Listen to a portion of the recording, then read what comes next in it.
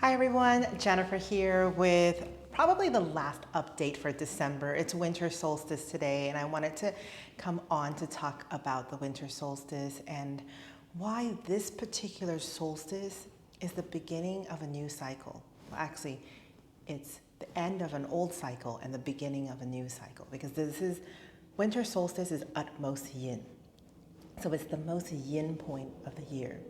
So it's like this closing out of the old. But as we know, when every chapter closes, the next one begins, right? So it is a closing and an opening.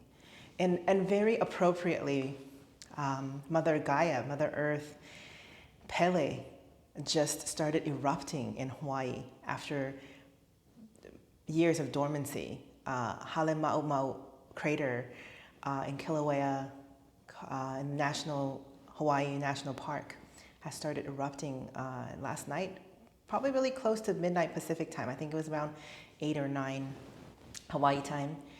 And I think that's just, it's just nature speaking, right? Because nature knows when to close and open cycles. And humanity knows too. It's just our modern day lives, we become very resistant to cycles. We kind of become abrasive because we don't want to change. Or we become abrasive because we want to change, because either one, change and not wanting to change, there's judgment placed on it. So on my Instagram today, I wrote a little passage about the winter solstice and about closing out the cycle. And really what the energies of current times is, we're saying goodbye to an old era and saying hello to a new era. And in the new era, each and every one of us have the responsibility to anchor in the energies, to anchor in the light, to be exactly who you are meant to be. Our superpower in this new era is being human. Our superpower in this new era is being radically compassionate. Right? Radically compassionate does not mean we are a doormat. It's meaning that we don't have judgment. We leave all judgment outside. And if judgment arises, because it will, we are human, we're not perfect. Judgment arises to give you a mirror to see what is going on in the inner world. Listen to the judgment. Acknowledge it, accept it, and then practice radical compassion. Talk to the people who have completely different beliefs than you. Accept the people that don't really look like you. Because in the end, we are all one. In the end, it doesn't matter how much they want to divide us, we will rise as one. Unity is a basic universal law that cannot be broken. And and the beauty of it is, the more divided we are, the closer we actually are to this point of unity. Right? And the cosmos are showing us that. Right? Jupiter and Saturn are conjunct after thousands and thousands of years. Jupiter and Saturn are coming conjunct, which in terms of traditional Chinese medicine 5 element is beautiful, because Jupiter is wood, the element of wood. It's the element of birth. Saturn is the element of earth. It's the element of mothering, of nurturing. After thousands of years, birth and mother is coming aligned. In the past, there was always this opposition. They were at odds. So collectively, if you're a traditional Chinese medicine practitioner, there's always this diagnosis of wood overacting earth, which caused a lot of depression, which caused a lot of digestive issues. Pretty much any issue that you have that's overarching in this modern day is a result of wood overacting earth. And we're walking into an era, and all of a sudden I realized, no, it doesn't have to be like that forever. We're walking into an era where wood and earth are in harmony with each other, where we get to come out of the busyness of the mind. Right? We've been in this era where we're constantly in the head, in the mind space. It's very busy. It's like a monkey brain all the time. You're always constantly thinking about something, right? I'm just as guilty. We have to keep that in check. It's a practice. It's like riding a bike. Am I riding too fast? Am I riding too slow? Am I riding just right? There has to be a balance between the head and the heart. Right? And how does the heart know what it's doing? The heart has to draw up from the essence of who we are. The essence of who we are draws up to the heart. And in the heart, when we allow it to be still, when we allow us to be unabashedly us, unabashedly human, in all our flaws and imperfections, that flows forth, this golden light, and permeates everything that touches around us. Right? Because we are standing in our truth. We are standing in our being. And one thing we have to understand in this new era, the truth can have multiple meanings because truth is relative. And we have to be constantly building a library of truth to expand our hearts, our mind, our existence, to expand our being. The truth needs to be expanded. So don't be afraid when you come up to truth that doesn't resonate yet. Let that abrasion, let that discomfort sit. Sit with it. Don't run away from it. This is the era to embrace anything that is uncomfortable, anything that you wanted to run from before. This is the time.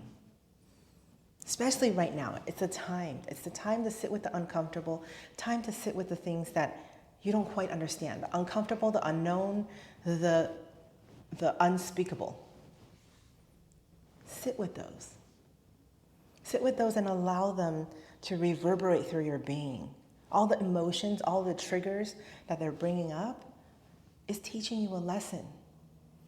You don't need the exact answer. You just need to feel. Because when we feel into the depth of that feeling, when we allow ourselves to sink into that feeling, out rises wisdom, out rises intuition.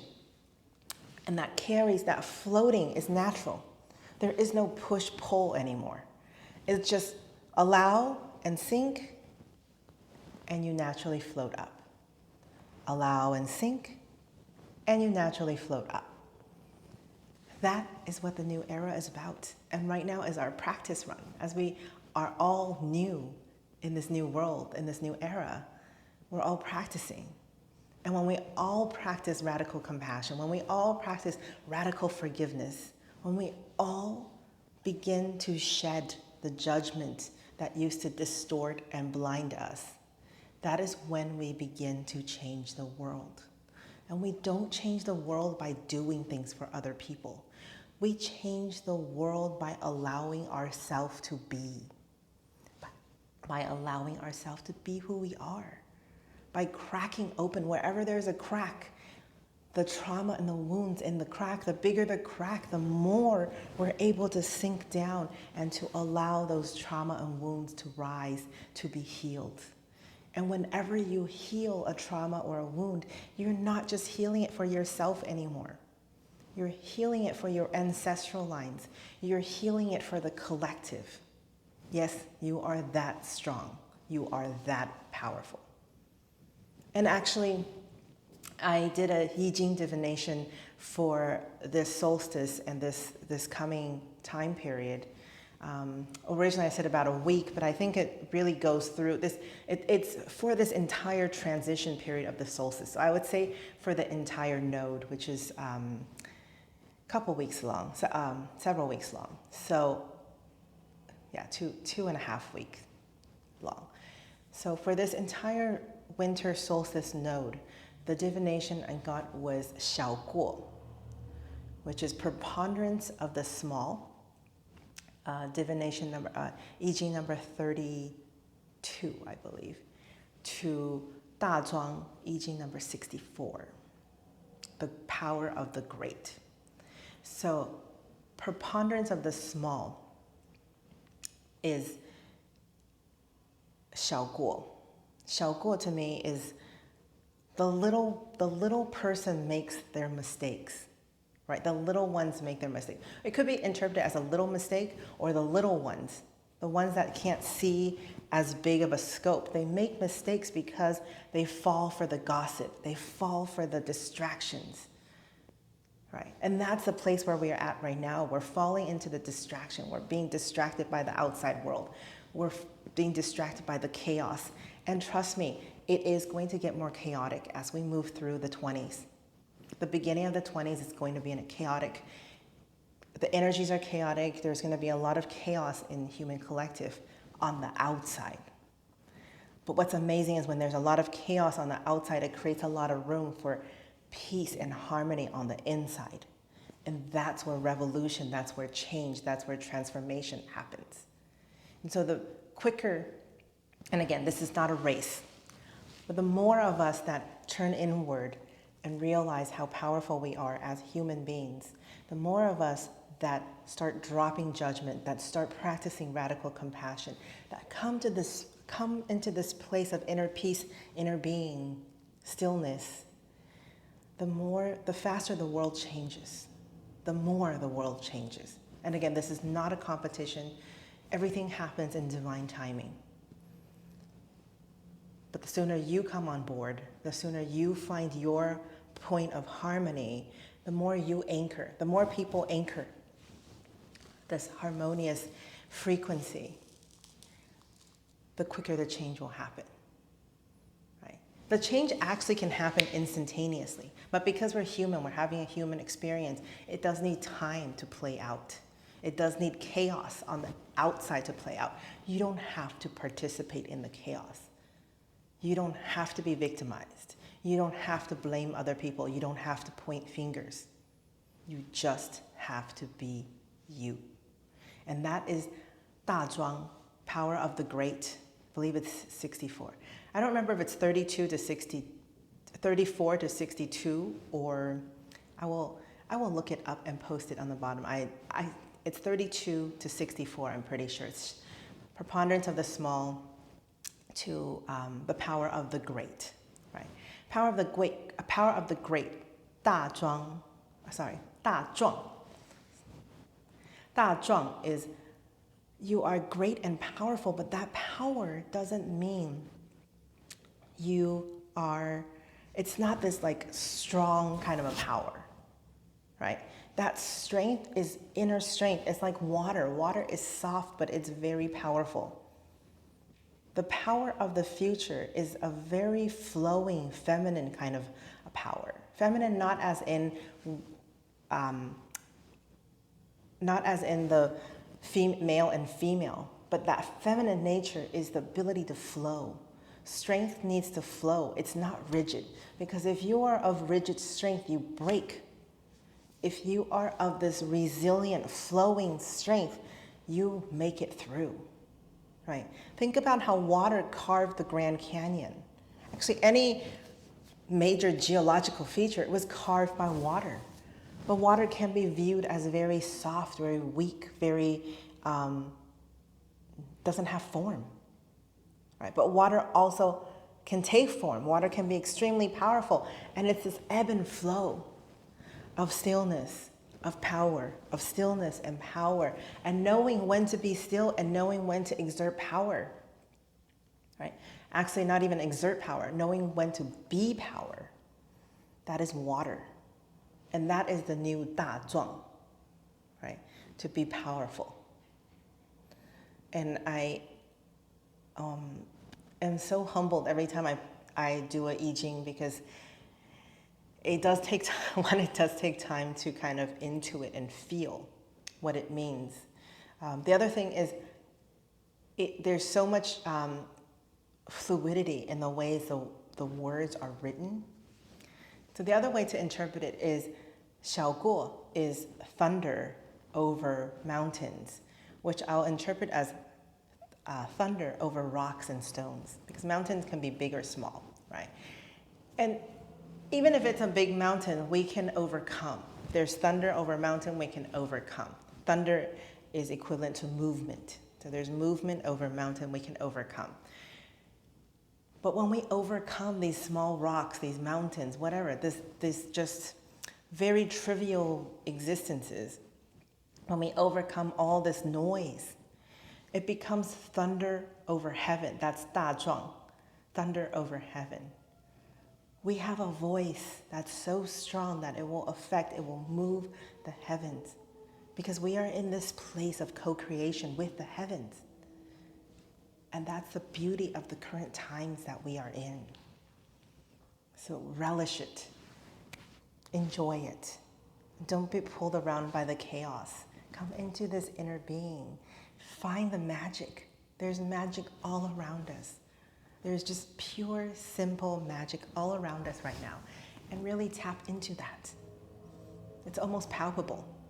If you open your heart, open your mind to the existence of magic, it's palpable. And as with every energy update, I leave you with a very simple exercise. I have this thing called drop and give me 5, and it's not 5 push-ups, it's simply 5 breath, okay? Because winter solstice is all about the stillness. And a lot of times we get caught up in the chaos because there's so much going on outside. There's a lot of outer stimuli. There's a lot of inner stimuli, and the two are just having a little storm around you. And so drop and give me 5 means just stop everything you're doing and focus on the breath. Right? You can breathe any way you want, but today I want to bring your focus on extending the out breath, extending your exhale. So we're going to inhale, and we're going to just gently and slowly exhale through the mouth. Allow the shoulders to sink down, allow the face to relax. And then we're going to inhale.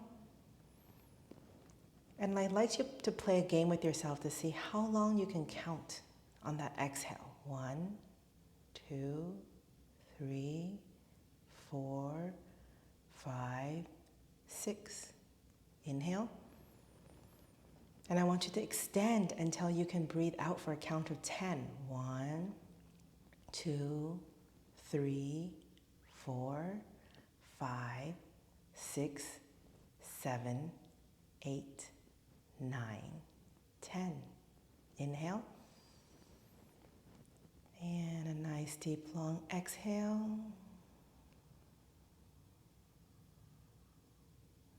And inhale. And one last exhale.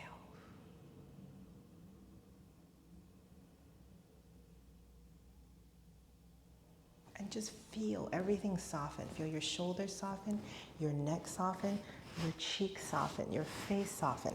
And everything just kind of washes, all that tension just washes away, right? And that's the purpose of drop and give me 5. Normally I would say breathe through your nose, but when we're transmuting and we're working through a lot of energy, breathe out through your mouth. In through your nose, out through your mouth. That allows us to consciously move the energy out and forth. Thank you very much for joining me today. I look forward to seeing you again soon. Again, join me on Instagram if you want to see pretty much daily updates. And I will be here on YouTube, popping in every once in a while. Have a wonderful winter, and I wish you all the best.